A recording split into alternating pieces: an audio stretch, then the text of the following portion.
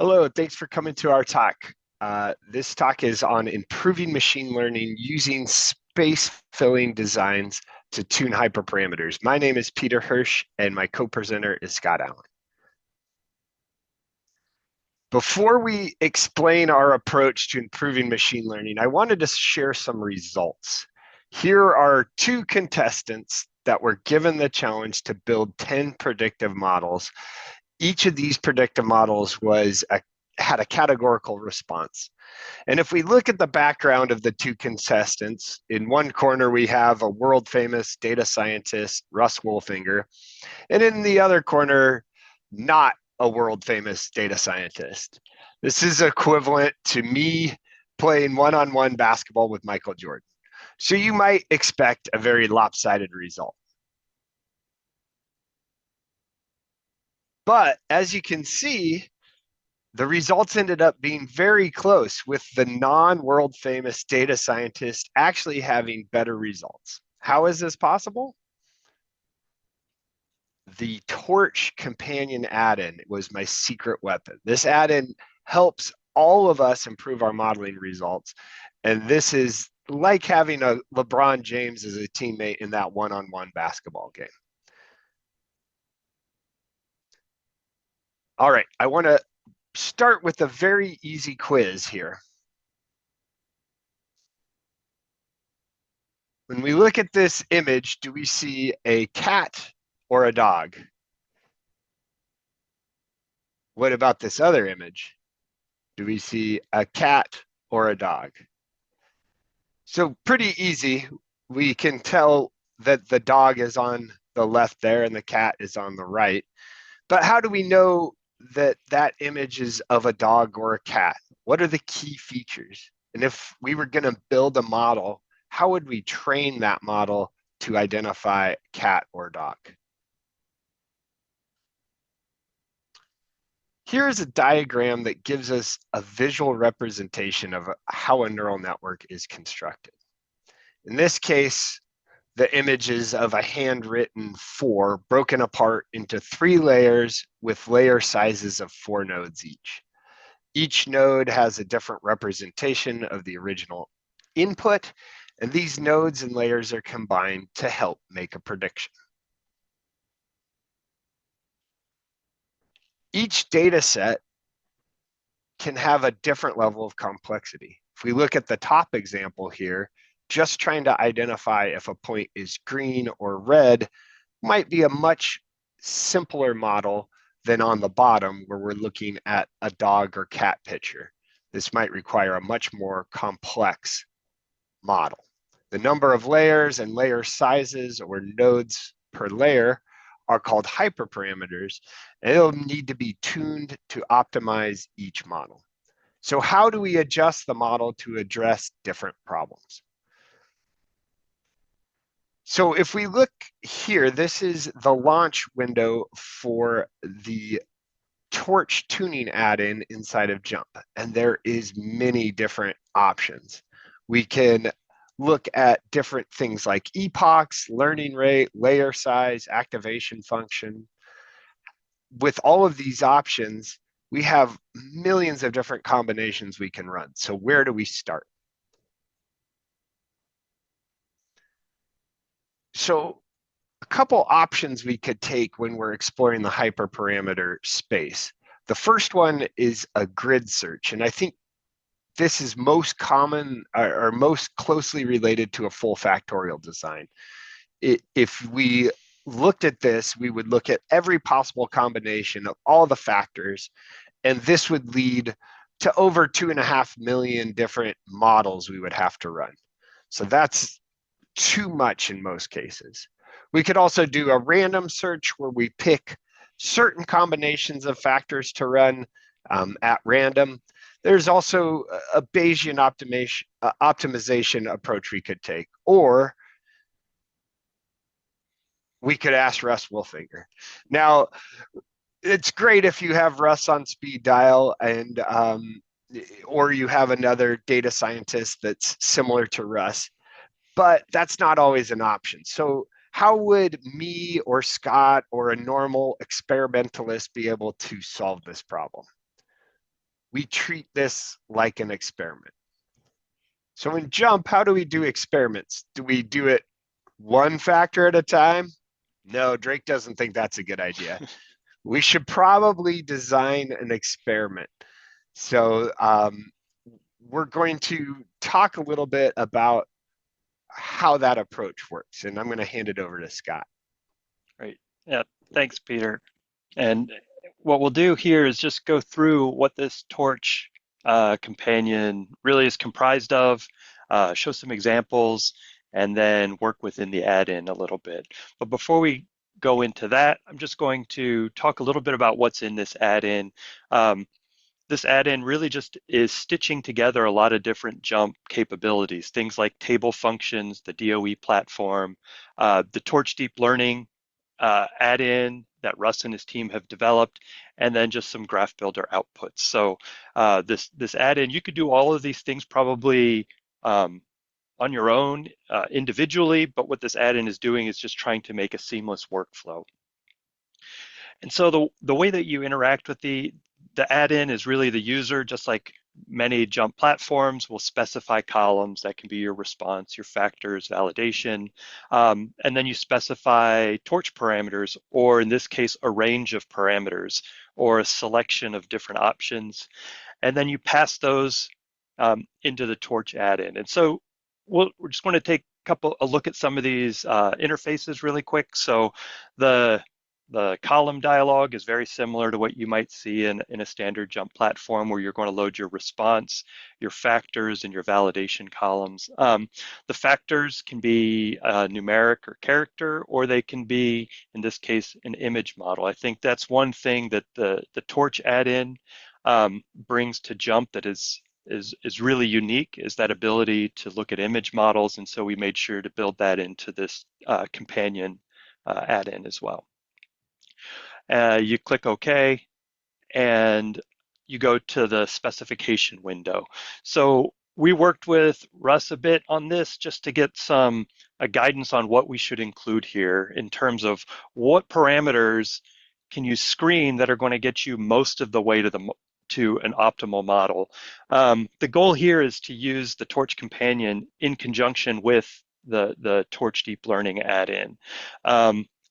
We did not include all of the different parameters that you might want to tune, but really this is going to get you really close to some optimal model, and want to do it more efficiently. So we can tune things like the model, the tabular model type or the image model type, and some of those tuning parameters.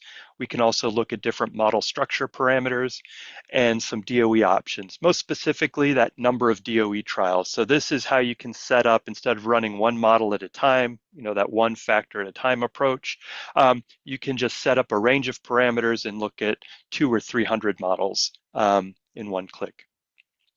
And you'll notice some options are grayed out here. We wanted to try to make this add-in accessible to people that are new to Torch or new to machine learning in general. So we build in some guardrails here, and I know Pete appreciated some of these guardrails as we were going through it. Yeah, definitely needed to keep me on track. It was helpful. Yes, so if you're not familiar with these different types of models, we pre-select some of the most common and pre-select some good starting points. If you want to now use this add-in to screen parameters, you can select the screen parameter checkbox, and now you can start to look at a range of parameters. And once again, we're going to gray out some options that may not be optimal based on what that data table that you have looks like. We also down select to some more of the common activation functions and set up some of these parameters to scale at a factor of, or by the power of 2, and that just helps you screen a really wide range of, for instance, layer sizes more efficiently.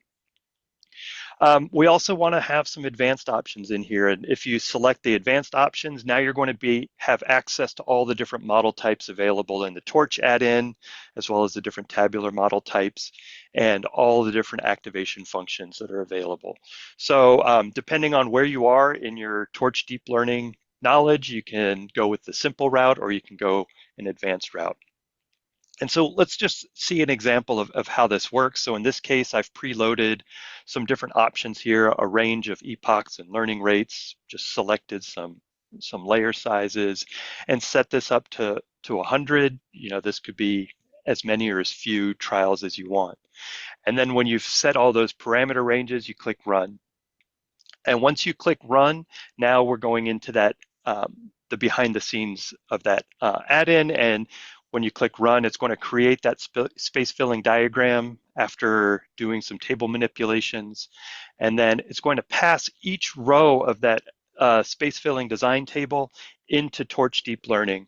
And actually, before we started the talk, I started a model, and you can see I set this up to run 500 torch models, and you can see it's chugging along as we've been talking. So it's going through each of those rows in that space filling design, giving us a little bit of an indication of how our loss function is going with respect to the epochs, just to give us an indication that we've selected some appropriate parameters.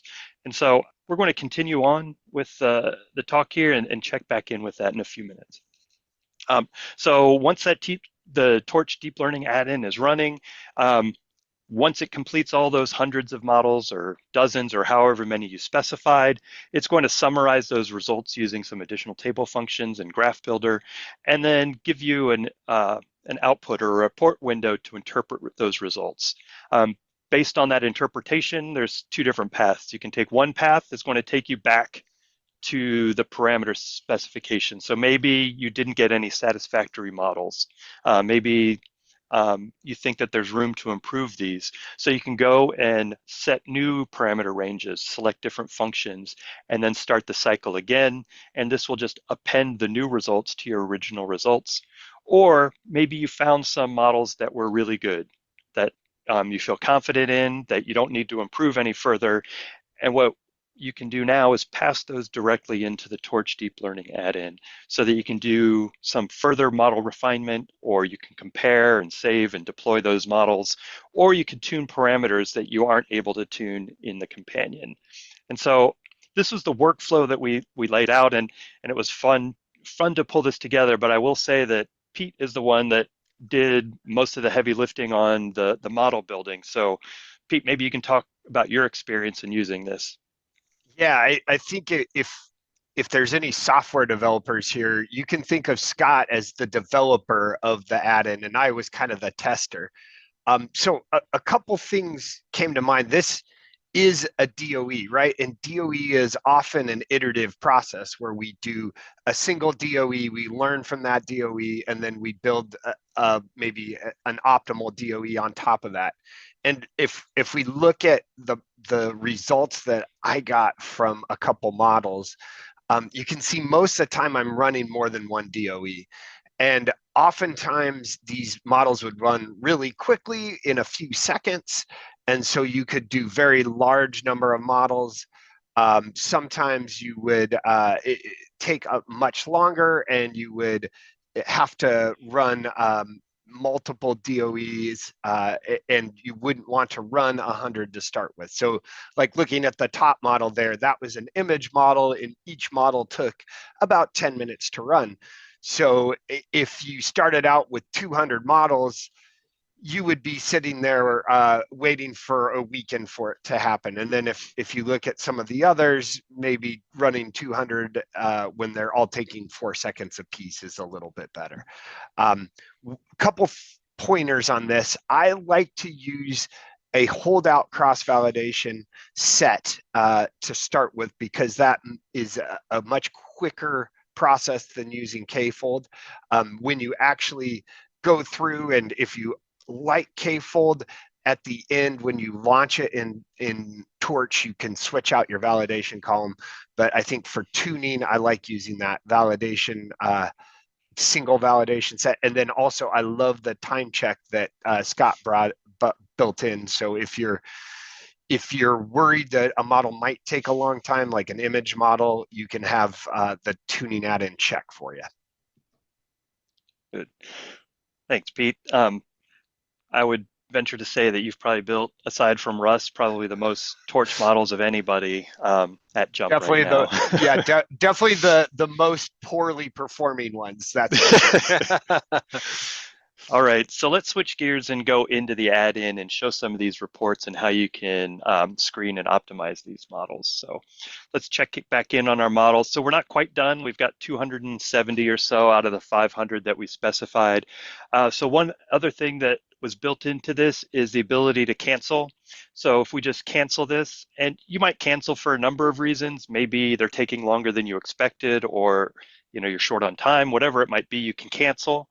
And when you accept the torch error, it's going to give you an option to either continue on with the next run. So maybe you're running an image model and they're all running pretty quickly, but then you get one that's going to take a really long time. You can just continue with the DOE and essentially skip it and go to the next one, or you can just stop running the DOE altogether. And that's what we're going to do here.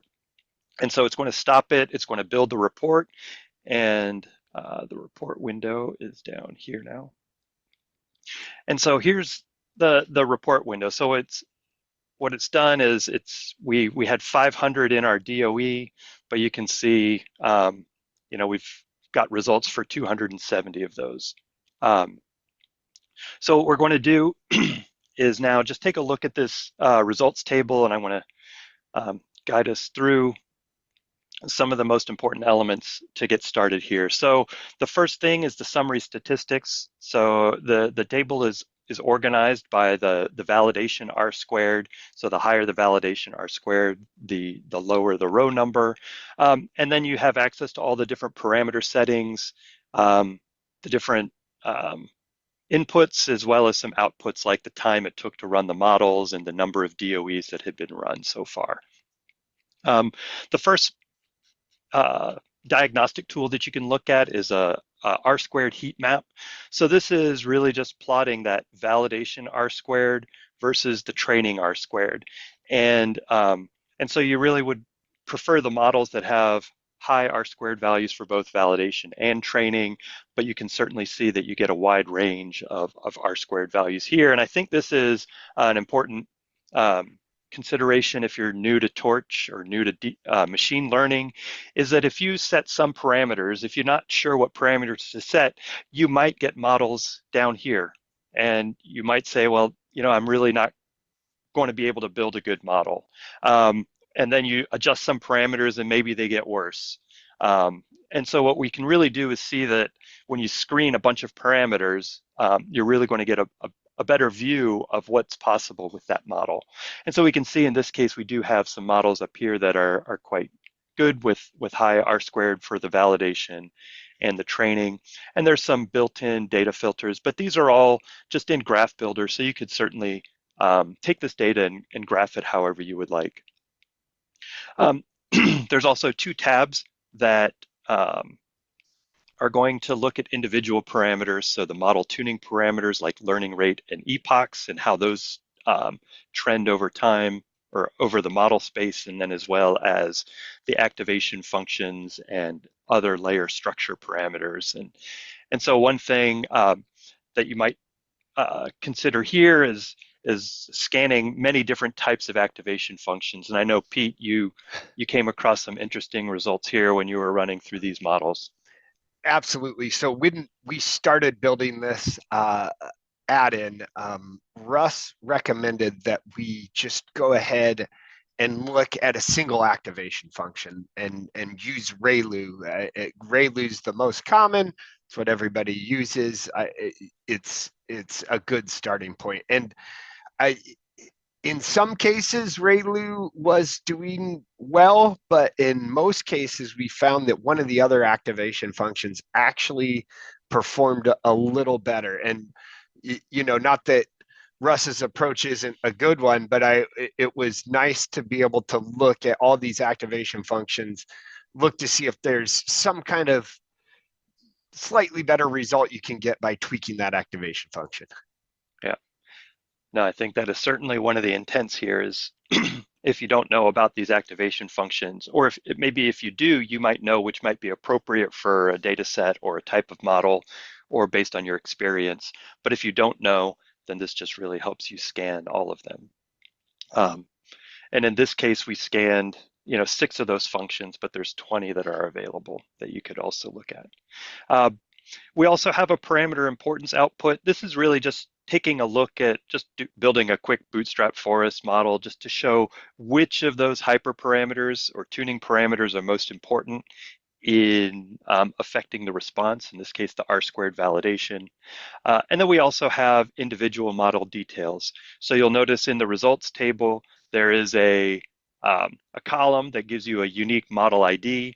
And so if you really wanted to drill into any of these models, you can just open that up. And this is just an export from Torch while it was running so that you still have access, even though we're summarizing everything based on the R-squared for the validation set, all of the summary statistics for all of the models are available. All right, so I think that covers pretty much what I wanted to show for the report window, and just wanted to wrap up what you can do with the add-in with a couple different workflow options. So the first is rerunning. So in this case, maybe we're happy with some of these models. Well, we can look through and see what activation functions were used, and maybe we want to increase the number of layers or the layer size. So we can go back to the specifications and we can down select to certain functions. Maybe we only want to look at these 3, but maybe we want to look at larger layer sizes. And then what we could do is then specify, maybe we'll only look at 50 and then click run to now run just that down selected series of parameters and then run another 50 and append that to the table. So that would be one workflow option to consider. Another is some options in the red triangle. So maybe you're satisfied with this model or these 2 models, and you want to take them into the Torch add-in to run directly. You don't have to go back and forth and remember what each of these parameter settings are and type them into the Torch add-in. You can just go to the red triangle and we're just going to say run selected. And when we click run selected, now it's taking those parameters, passing them into the Torch add-in and then running them, and will give us a report now in the native Torch add-in. And so now we can see how those models compare. You can see we've passed through all the appropriate parameters, and now we can more directly compare maybe our best fit models and get a better indication on those summary statistics as well. And finally, maybe you've got models that take a long time to run. And in that case, you might not be able to do all of your tuning in one day. So if you wanted to save this and come back to it later, you can go to the red triangle, and we're just going to save this results data table. And when I save it, I can just save this to any location that I want, and then reload it later. And so what we'll do is just show how that works. So I'm going to close this down, click OK. And now if I wanted to reload a save data table, I'm going to go back to my original data table. This was the data table that I was using for modeling. I'm going to run the add-in, the companion. And now I'm going to just click recall, and you just have to make sure that you're putting in the right columns, the same columns that were specified in your tuning, and click OK. Now, instead of specifying all of the different parameters here, we're just going to go to the load button, and I did not have this up. Let's go to here, and we will go to our tuning results, and we'll click open. And we get a dialog window that says, yes, we have the same X variables, Y variables, and validation column. If any of those don't match with what you originally ran, it will not load it. And when we click OK, we'll see our prior tuning runs, and we regenerate all of the graphs. You can go back to the specifications and now start running these again. And so I think that's all I wanted to show. There's a few other options in the Torch add-in, and really want people to use this in conjunction with the Torch deep learning add-in from that Russ and his team developed. Um, and I'm sure you'll find a few other useful features in there once you start working in it.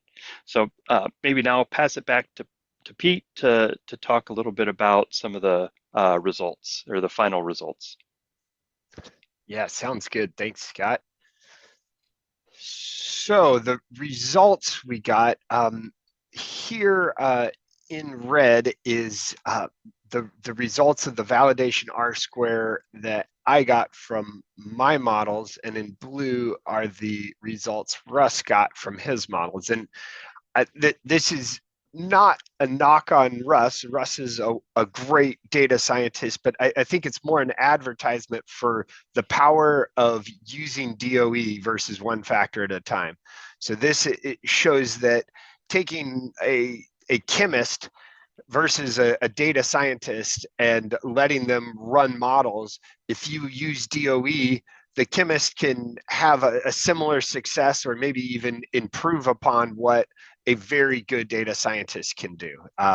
So the tuning add-in gives everybody that ability, and it's not meant, like Scott said, it's not meant to replace the torch add-in. It's in conjunction with the torch add-in, and it's going to be available on the marketplace, so you can get both of those. And I gave myself an Olympic medal for beating Russ because I think that's a pretty good result for anyone, but also just for someone without that data science background.